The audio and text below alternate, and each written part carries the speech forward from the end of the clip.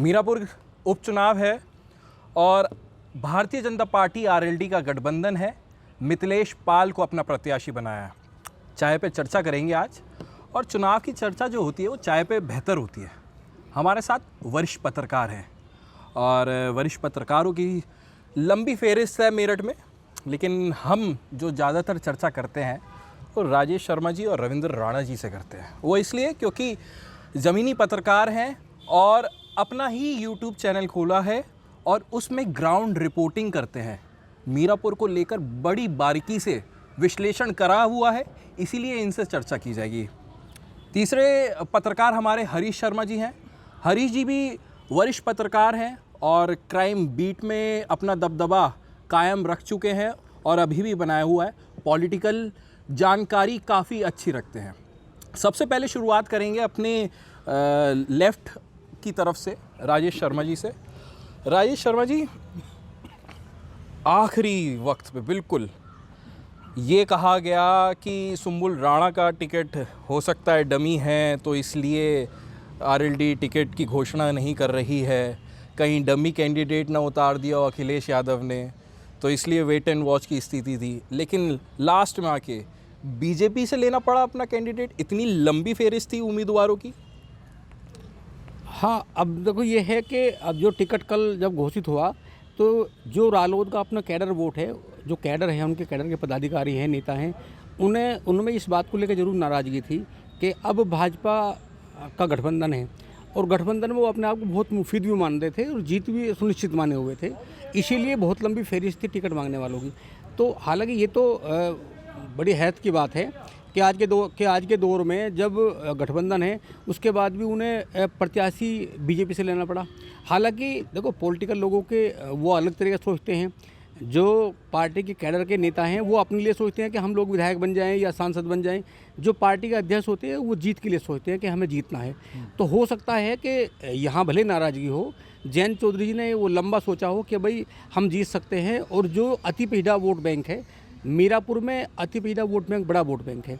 और अब चूँकि सबके नामांकन हो गए हैं, तमाम जो पॉलिटिकल पार्टियों के और जो निर्दलीय सबके नामांकन होंगे, अब ये लग रहा है कि रालोद ने जिस तरह अति पिछड़ा मिथिलेश पाल पे दांव खेला है, तो इस बात को लेकर हालांकि बहुत ज़्यादा वहाँ लोगों में चर्चा भी है।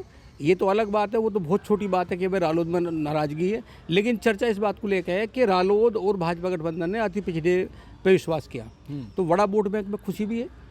और महिला को सामने महिला ही है, महिला के सामने महिला। दूसरा, मिथिलेश पाल के बारे में ये जाना चाहता, मैं एक बार बता दूं। देखो, मिथिलेश पाल बहुत सरल महिला है।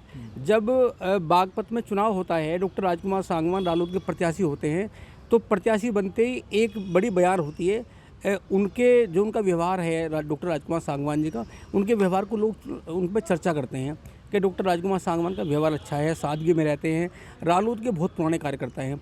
अगर मैं मिथिलेश पाल जी की बात करूं तो 95 में जब पहली बार चुनाव लड़ा उन्होंने, बसपा जिला पंचायत का बसपा से चुनाव लड़ा और वो लगातार 3 बार जिला पंचायत सदस्य रही। जब वो याद है 2002 में एक बार जब बसपा सुप्रीमो मायावती बिजनौर में आई थी, तो उन्होंने मुझसे से कहा था कि मिनी मुख्यमंत्री है मिथिलेश पाल। अच्छा, हाँ, बहुत करीबी रही वो मायावती जी की। उसके बाद जब 2007 का चुनाव हुआ विधानसभा का, तो 2007 में सरकार तो बन गई थी बसपा की उत्तर प्रदेश में, लेकिन यहाँ से मोरना से कादिर राणा विधायक बने थे।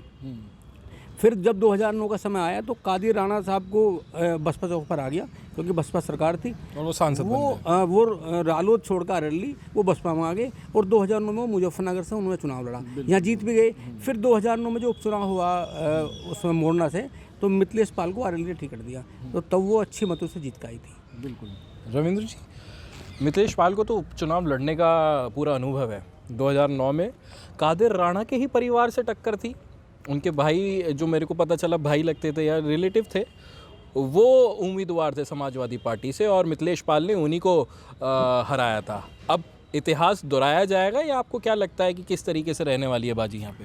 देखिए, समय के साथ इक्वेशंस बदलते चले जाते हैं और हम देखते हैं कि जो इक्वेशंस असेंबली के इलेक्शंस में होते हैं वो पार्लियामेंट में बने रहें ये ज़रूरी नहीं है, और पार्लियामेंट के ट्रेंड्स असेंबली में बने रहें ये ज़रूरी नहीं होता। तो समय के साथ परिस्थितियां बदलती रहती हैं, इक्वेशंस बदलते रहते हैं।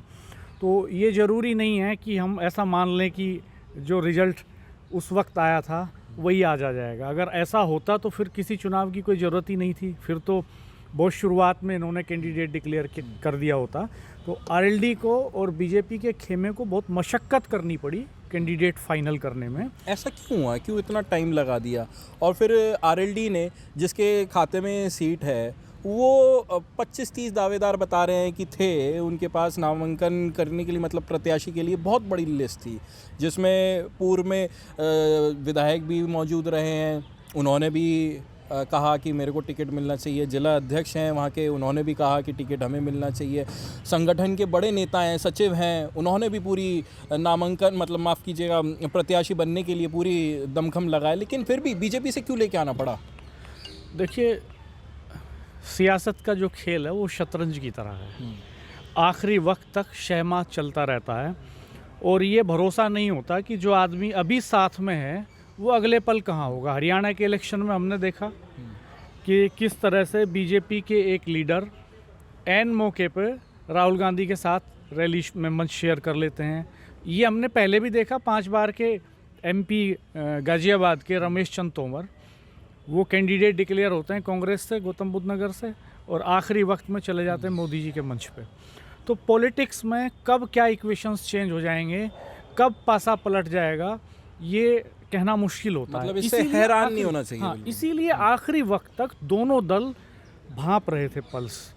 जैसे कादिर राणा के बेटे की जो पत्नी है सुम्बुल राणा, वो बहुत, अगर देखें तो एक बहुत पॉलिटिकल परिवार है। 3 विधायक तो खुद उनके परिवार के रहे हैं। बिल्कुल। कादिर राणा खुद विधायक रहे, सांसद रहे, उनके भाई नूर सलीम राणा विधायक रहे, और इनके अलावा जो है शाहनवाज जो है वो विधायक रहे। तो राजनीतिक परिवार है, मुनकाद अली की बेटी हैं, और फाइनेंशियली बहुत साउंड है। आप उनके एफिडेविट को देखेंगे जो उन्होंने फाइल किया सुम्बुल राणा ने, तो लगभग 20 करोड़ का एसेट अकेले सुम्बुल के नाम पे दिखाया गया है। अच्छा। तो आप देखिए जितने मेंबर्स हैं उस फैमिली के, अगर उस हिसाब से आप काउंट करेंगे तो कितना एसेट है, अरबों का एसेट उस फैमिली के पास है।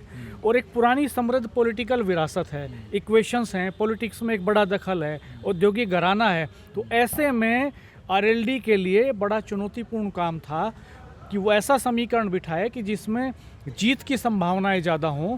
दरअसल वहाँ की जो डेमोग्राफी है वो भी गजब है।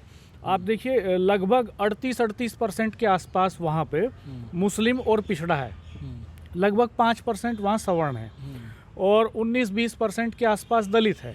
तो ऐसे में लास्ट मोमेंट तक अगर मोहरे बदल जाते हैं तो रिजल्ट्स बदल सकते हैं।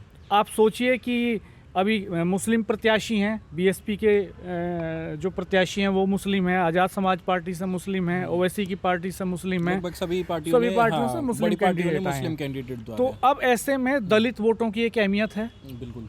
अब 38% में से अब पूरा 38% मिथिलेश पाल को चला जाएगा या पूरा 38% आरएलडी को मिल जाएगा, इसकी तो कोई गारंटी नहीं होती। और दलितों का रुझान चंद्रशेखर के साथ और उधर जो है बेंजी के साथ रहता है, तो उधर से कोई इस बात का पक्का वो नहीं था, गारंटी कि भाई वो शिफ्ट कर जाएगा आरएलडी की तरफ। तो अगर 38% पक्का भी मान लें दोनों तरफ का, तो विनेबिलिटी तो डिपेंड करेगी ना कि जो 5% सवर्ण वोट है वो किधर जाता है, या जो 19-20% दलित है वो किधर जाता है। तो वो कहीं भी मुकाबला नहीं होने वाला, मतलब कांटे की टक्कर रहेगी निश्चित तौर पे। अभी भी बहुत मुश्किल मुकाबला है। और जो मैं शहमात की बात कह रहा था, वो शहमात केवल पार्टियों के बाहर ही नहीं चलती है, एक दूसरी पार्टी को शहमात नहीं देते लोग, अंदर भी चलती है। आरएलडी के भीतर भी चल रही थी और आरएलडी और बीजेपी में चल रही, दोनों में चल रही थी। मुझे लगता है कि यहाँ भूपेंद्र चौधरी बाजी मार ले गए। भूपेंद्र चौधरी भाजपा के प्रदेश अध्यक्ष हैं और वो वेस्टर्न यूपी में लगातार गोटियाँ बिछाते हैं। पिछले 10 साल में हमने देखा कि जयंत चौधरी की पॉलिटिक्स को काउंटर करने के लिए बीजेपी ने भूपेंद्र चौधरी को भाजपा का प्रदेश अध्यक्ष बनाया, और लगातार उनका मूवमेंट इधर रहा। टिकट डिसाइड करने में उनकी भूमिका रही, ग्राउंड पे मोबिलाइजेशन करने में उनकी एक भूमिका रही। तो इन सारी परिस्थितियों को देखते हुए तो मुझे लगता है अपनी लीडरशिप के सामने भूपेंद्र चौधरी 100 नंबर ले आए 100 में से। वो आप देखते हैं कि 4-5 दिन पहले भूपेंद्र चौधरी अचानक जयंत चौधरी से मिलने जाते हैं गुलदस्ता लेके। तो कोई ऐसा थोड़ी है कि वो इतने दिन बाद जयंत चौधरी को मंत्री बनने की बधाई देने जा रहे थे। वहाँ टिकट पर डिस्कशन हुआ और भूपेंद्र चौधरी इसमें कामयाब रहे कि वो बीजेपी के कैंडिडेट को आरएलडी से डिक्लेयर करवा दें, बीजेपी के नेता को आरएलडी का कैंडिडेट डिक्लेयर करवा दें, और फाइनली उन्होंने डिक्लेयर करवा लिया। तो अल्टीमेटली जब ये ज्वाइनिंग हुई थी मिथिलेश पाल की समाजवादी पार्टी से बीजेपी में, तो इसमें भी बड़ी भूमिका संजीव बालियान की थी, इसमें भूपेंद्र चौधरी की भूमिका थी।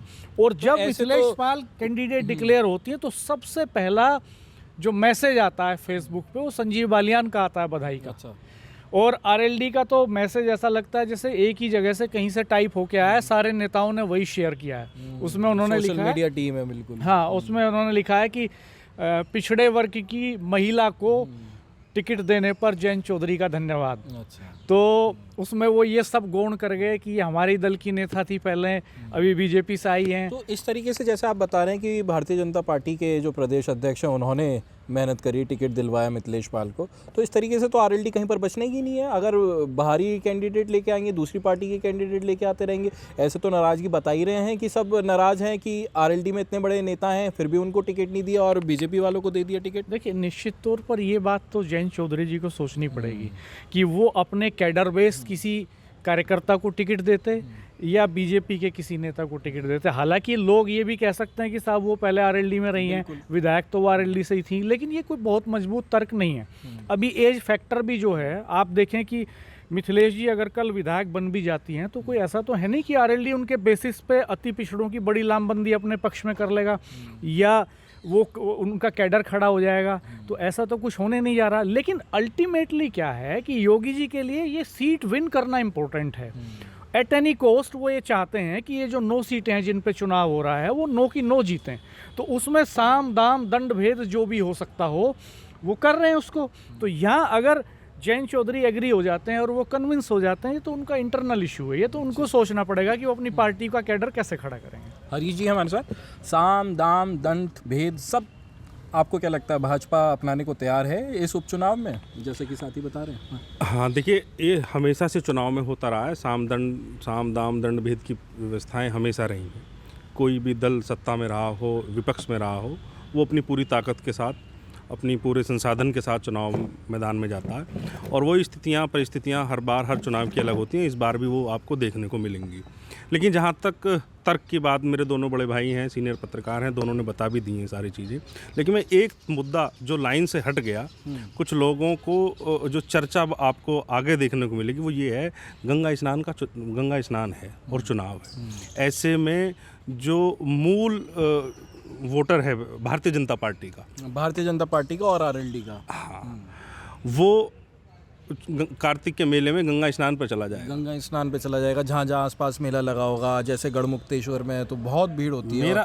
पश्चिमी उत्तर प्रदेश से ज़्यादातर लोग वहीं जाते हैं। बिल्कुल, मेरा जहाँ तक मानना है और जहाँ तक मैंने इन सारी व्यवस्थाओं में देखा है अब तक, वो ये समझ में आया कि पूरा जो कार्तिक मेले की व्यवस्थाएँ हैं ये जाटों पे, पश्चिम उत्तर प्रदेश की जितनी भी जाट बाहुल्य इलाके हैं वहाँ ज़्यादा भीड़ रहती है हमेशा कार्तिक मेले, चाहे गढ़गंगा पे लगता हो या मेरठ के मखदूमपुर में। ऐसे में आरएलडी और भारतीय जनता पार्टी का जो गठबंधन है वो थोड़ा सा एक परेशानी में आएगा। अच्छा, उधर क्योंकि दूसरी तरफ सुम्बुल राणा है और 38% वोट बैंक की बात अभी राणा जी ने कही है, तो उसका भी कहीं ना कहीं इफेक्ट इस बार देखने को मिलेगा, क्योंकि दोनों राजनीतिक फैमिलियां हैं। उधर सुम्बुल राणा के पिताजी भी और उधर फादर इन लॉ, दोनों लोग मजबूत नेता हैं पश्चिम उत्तर प्रदेश के। खासकर उनकी डेली रूटीन यहाँ के लोगों से बातचीत करना और वो सब चीज़ें रही हैं। आपने तमाम अनमोल यहाँ देखा होगा कि उनका आना जाना कार्यक्रम में रहना, तो जिस तरीके से यहाँ के पब्लिक से उनका कनेक्शन है वो भी कहीं ना कहीं सुम्बुल राणा को उसका लाभ मिलेगा। लेकिन हाँ, इस बात से इनकार नहीं किया जा सकता कि मिथिलेश पाल कोई हल्की कैंडिडेट रहेंगे, क्योंकि खुद चुनाव का काफ़ी अनुभव है और सत्ताधारी जो दल है उनसे रालोद का गठबंधन है, तो इस बात को इनकार नहीं किया जा सकता कि वहाँ कुछ समस्याएं आए, लेकिन जिस तरीके से कार्तिक का मेला यहाँ पर रहेगा इस बार लोग कुछ वोटर जो है वो वहाँ पर वोट वहाँ पर करने नहीं जाएगा। हालांकि इस संदर्भ को लेकर के कुछ राजनीतिक पार्टियां चुनाव आयोग में गईं, लेकिन जहां तक मेरी जानकारी है शायद वो इस तरह का प्रार्थना पत्र वहां स्वीकार नहीं किया गया या उनसे कह दिया गया कि इससे ये विषय इतना बड़ा नहीं है कि इस पर विचार किया जाए।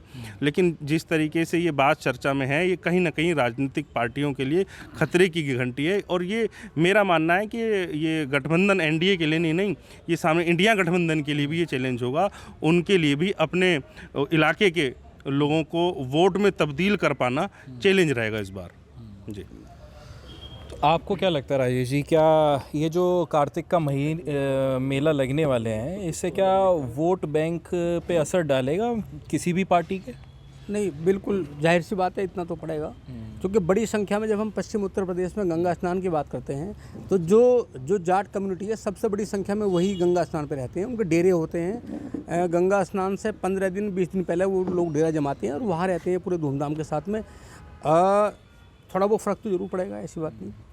क्योंकि ऐसा नहीं है कि सब लोग, चुनाव 13 नवंबर का है और गंगा स्नान 15 नवंबर का है, तो 2 दिन का अंतराल है। और वहाँ डेरा तो लगभग 6 या 7 अक्टूबर से अब हालांकि शुरू हो गया। अगर हम बात करें गढ़मुक्तेश्वर की तो वहाँ तो बड़ी संख्या में सब लोग चलेंगे, तैयारी शुरू हो चुकी है, तो कहीं ना कहीं इसका भी असर अनमोल जी, देखने को आप देखो ये जो चुनाव है, इस चुनाव में चूँकि अगर इतना आसान चुनाव होता, सुम्बुल राणा को अगर इतना हल्का मान लिया होता, तो ये गठबंधन बीजेपी और रालोद का है अरेली का। अगर उसे इतना हल्का मानते कि सुम्बुल राणा बहुत हल्की है या उसके जो ससुर हैं कादिर राणा बहुत हल्के हैं, तो चुनाव टिकट के लिए वेट एंड वॉच ना करना पड़ता। वो जानते हैं कि कादिर राणा वो किस तरह के, वो जो सियासत के बड़े खिलाड़ी हैं। मतलब सुम्बुल राणा तो एक तरीके से चेहरा है, फेस है, पीछे तो कादिर राणा ही चुनाव लड़ रहे हैं। यही और इसलिए तनाव में थे बीजेपी और आरएलडी दोनों तनाव में थे कि वो पहले इंतजार में थे कि लग रहा था ये टिकट, जब सिंबल की बात हुई तो जो लगातार बात हुई कि हो सकता है कि सुम्बुल राणा का टिकट कट जाए, क्योंकि इसलिए लोग कह रहे थे कि टिकट कटेगा। अमूमन जब पॉलिटिकल पार्टियां से सिंबल मिलता है तो सिंबल में नाम और विधानसभा का नाम आता है। इनके पास जब ये सिंबल लेने गए तो ये कोरा सिंबल लाए, उसमें नाम नहीं था। तो नाम ना आने का मतलब था ये खुद इनसिक्योर थे कि हो सकता है कि सुम्बुल राणा को बहुत सारे एनओसी ना मिले, कोई एनओसी ना मिले, या वोटर लिस्ट में कहीं उसका नाम में कहीं संशोधन ना हो पाए, और जब नामांकन हो तो पता चला कि प्रशासन उसका नामांकन निरस्त कर दिया। अच्छा, पूरी तैयारी के साथ थे। पूरी तैयारी के साथ थे कि अगर कहा जाता है कि ये सरकार का चुनाव होता है, जो चुनाव होता है, तो कहीं ना कहीं वो अंदाजा लगा के चल रहे थे कि ऐसा ना हो जाए कि हाँ, अगर एनओसी नहीं मिलेगी तो हो सकता है फिर कादिर राणा के बेटे चुनाव लड़ते, सुम्बुल के पति चुनाव लड़ते, या कादिर फिर राणा का परिवार ही कोई ना कोई चुनाव लड़ता है ना, कादिर राणा भी चुनाव लड़ सकते थे। और जहाँ तक बसपा का मामला है, आप देखो जो आज़ाद समाज पार्टी है उसे इतना कमज़ोर नहीं आंक सकते। अभी मीरापुर की बराबर में नगीना लोकसभा सीट है, मिली हुई लोकसभा सीट है। आप बताइए, लोकसभा जब चुनाव होता है 2024 में तो भाजपा बसपा सपा और तमाम वहाँ पूरी ताकत लगती है। उसके बाद भी इंडिपेंडेंट होकर चंद्रशेखर बड़ी लीड के साथ में वहाँ चुनाव जीत जाते हैं। और बसपा फ़ायदा करेंगे अपनी पार्टी के लिए या नुकसान पहुँचाने वाले हैं किसी को? वो चुनाव लड़ेंगे, अच्छी बेहतर लड़ेंगे, उसके चुनाव को नुकसान जो भी होगा उसके लिए जितना भी वो अच्छा चुनाव लड़ेंगे वो कहीं ना कहीं आरएलडी के लिए मुसीबत भरा होगा, आरएलडी के लिए नुकसान पहुँचाएंगे। चंद्रशेखर की पार्टी है, अपना कैंडिडेट उतारा, मुस्लिम कैंडिडेट है। आपको क्या लगता है कि किसको नुकसान पहुंचाने वाले हैं, या उनका कैंडिडेट इतना मजबूत है कि आउट ऑफ द बॉक्स आके वो जीत दर्ज कर सकते हैं? आपको क्या लगता है? देखिए, चंद्रशेखर के कैंडिडेट में और बहन जी के कैंडिडेट में तो ये होड़ रहेगी कि तीसरे नंबर पे कौन आता है। पहले 2 में तो लड़ाई आरएलडी बीजेपी का जो कैंडिडेट है मिथिलेश पाल, और इधर जो है सुम्बुल राणा सपा की कैंडिडेट, इनके बीच में रहने वाली है। वो तीसरे और चौथे नंबर की लड़ाई लड़ रहे हैं। अब उसमें डिपेंड इस पे करेगा कि वो दोनों दल मुस्लिम वोट कितना ले पाते हैं और उनके बीच में उनमें दलित वोटों का बंटवारा कितना होता है, इस पे निर्भर करेगा। तो ये देखने वाली बात होगी कि जैसे आम तौर पे ऐसा होता है कि जातियों की टेंडेंसी होती है कि वो मजबूत प्रत्याशी की तरफ चली जाती हैं। तो मुझे ऐसा लगता है कि मुस्लिम मतों का ज़्यादा रुझान कादिर राणा की तरफ रहने वाला है, और मिथिलेश के लिए जो मुश्किल है वो यही है कि दलित वोटों में जो बिखराव होगा उसको रोकना उनके लिए चुनौती है। आखिरी सवाल हरीश जी से लेता हूं मैं। हरीश जी, अभी 2 दिन पहले जयंत चौधरी ने अपने पार्टी के कुछ लोगों को बुलाया था, उसमें ज़्यादातर ये लोग थे जिन्होंने नामांकन करने के लिए, प्रत्याशी बनने के लिए अप्लाई किया था, अपने फॉर्म दिए थे। तो जयंत चौधरी ने उस बैठक में, जो मेरे को सूत्रों ने बताया, कहा था कि आप तैयारी रखिए, किसी का भी टिकट हो आपको चुनाव लड़वाना है। आपको क्या लगता है, अब मिथिलेश पाल जो बीजेपी में थी, 2 साल 2.5 साल वो बीजेपी में आई रहीं और उसके बाद अब आरएलडी से टिकट मिला है, क्या आरएलडी के जो नेता हैं, संगठन है, वो उनको चुनाव मजबूती से लड़ाएगा या नहीं? देखिए, चुनाव की अपनी एक प्रक्रिया है और ये संगठन, ये उपचुनाव हो या सामान्य चुनाव हो, जो प्रत्याशी खुद बनना चाहता हो, शख्स जो नेता खुद चुनाव की दौड़ में शामिल होना चाहता हो, वो कभी भी दूसरे प्रत्याशी को चुनाव नहीं लड़वाता। मैंने बहुत अच्छे से देखा है, उसके उदाहरण तमाम अभी आप यहाँ पर देख सकते हैं। हापुड़ मेरठ लोकसभा चुनाव पे यहाँ किस तरीके से खींचतान रही, उसका नुकसान आज तक लोगों को भरना पड़ रहा है। कहीं होटलों पे छापेमारी हो रही है और कहीं जीएसटी के छापेमारी की जा रही है। तो ये तमाम चीज़ें अनमोल छुपी नहीं हैं और इस बात को राजनेता मंचों से ज़रूर कहते हैं कि हम एक साथ मिल कर के चुनाव लड़ाएंगे, लेकिन धरातल पे नहीं दिखता है। आपने सरधना विधानसभा में देखा, उसके अलावा मुजफ्फरनगर विधानसभा में देखा, अपने लोग भीतरघात कर रहे हैं, अपने लोगों को दूसरी तरफ डाइवर्ट किया जा रहा है। जैसे राजकुमार सांगवान का चुनाव था लोकसभा का, आरएलडी से टिकट हो गया उनका बागपत से, तो बीजेपी के बहुत कम लोग दिखे थे। इस तरीके से ही रहने वाला है, जैसे मिथिलेश का अब यहाँ पे टिकट हुआ है तो आरएलडी के बहुत कम लोग दिखे, क्योंकि आरएलडी के लोगों ने यही कहा था, नेताओं ने, कि कुछ भी हो आरएलडी पार्टी में से ही कोई कैंडिडेट होना चाहिए। देखिए, मैं वही बात कह रहा हूँ अनमोल, समस्या ये है कि रालोद ने अपने किसी कैंडिडेट को यहाँ पर कैंडिडेट नहीं बनाया जो असल में कैंडिडेट होना चाहते थे।